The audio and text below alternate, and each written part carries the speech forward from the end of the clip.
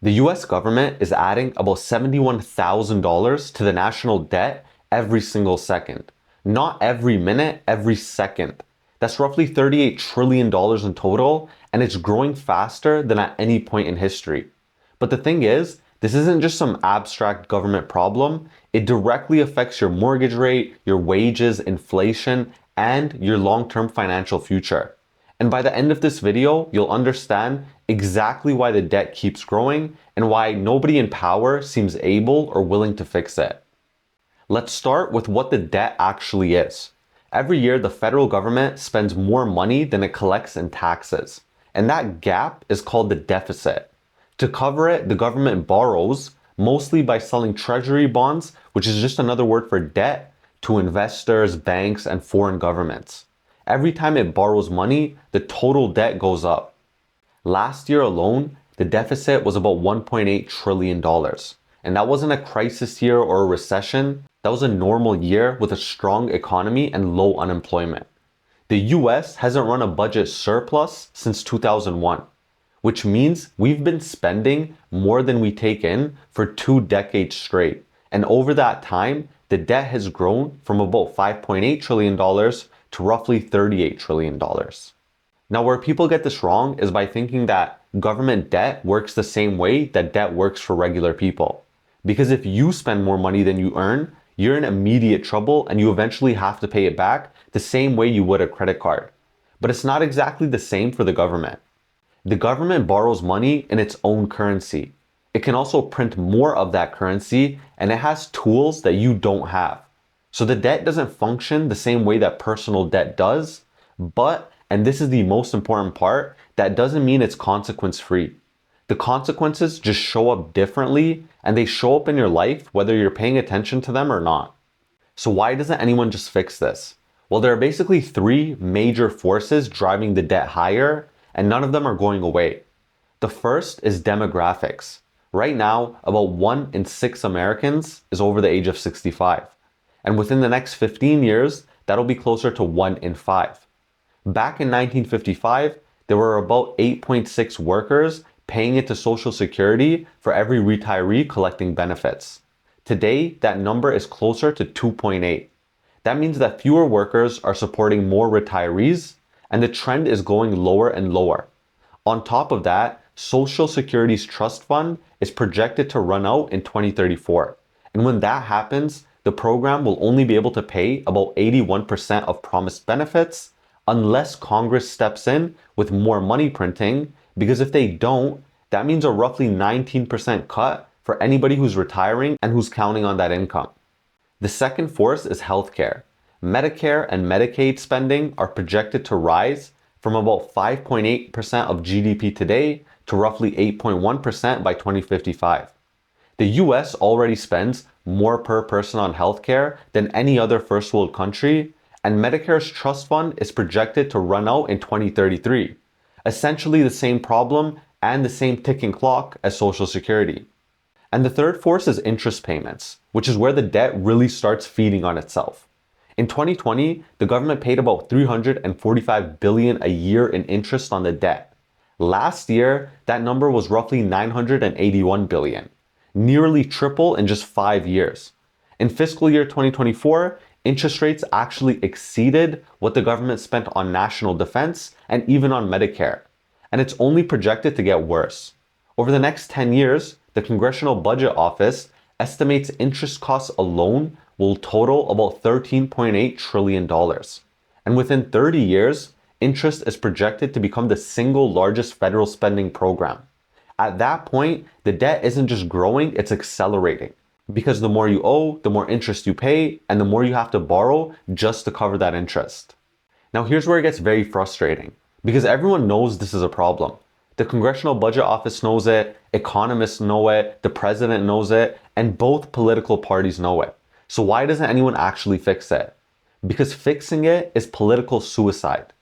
Cutting the deficit means you have to do one of 2 things. Either raise taxes or cut spending.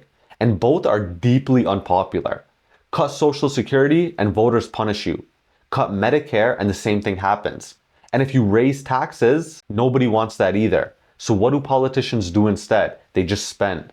Republicans tend to spend on tax cuts and defense, and Democrats tend to spend on social programs and stimulus.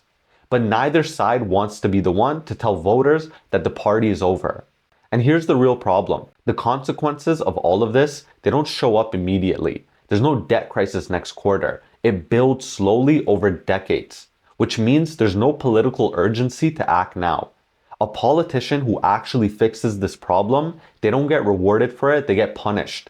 Because the people who benefit most from these fixes are largely people who haven't even been born yet. And that's the incentive trap. And it's exactly why the debt keeps growing no matter who's in power. So why should you care about this? How does government debt actually affect your life? Well, the first way is through interest rates. When the government borrows heavily, it's competing with everyone else for the same pool of money in financial markets. So if there's more demand for borrowed money, that pushes interest rates higher for everyone, which means higher mortgage rates, higher car loan rates, and higher student loan rates.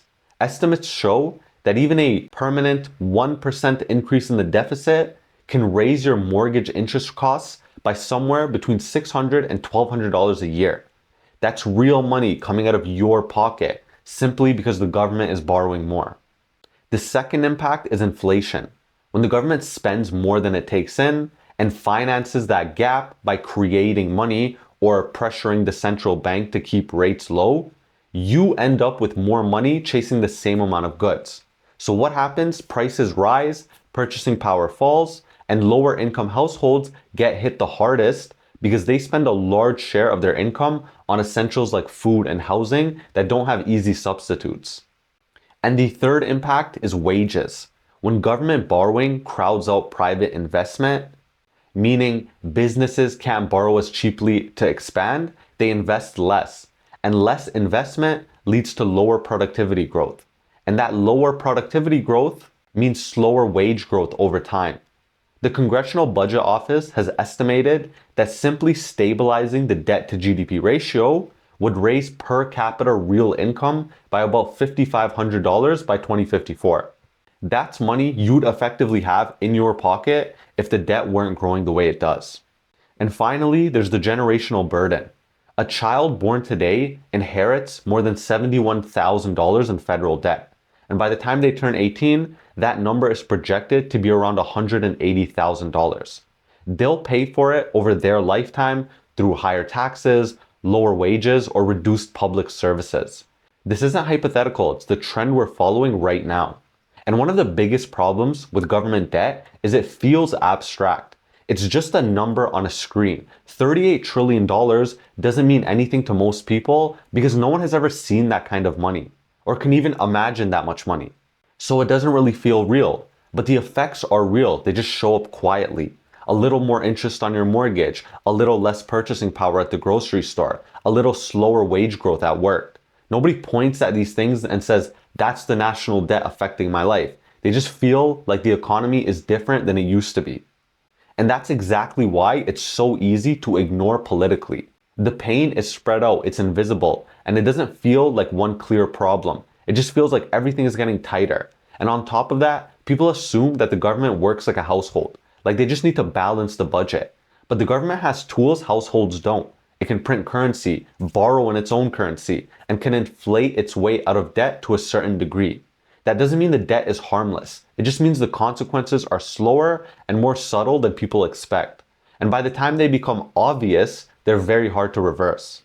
So if government debt keeps rising, where does this eventually end up? Right now, federal debt is around 100% of GDP, while the historical average over the past 50 years is closer to 51%.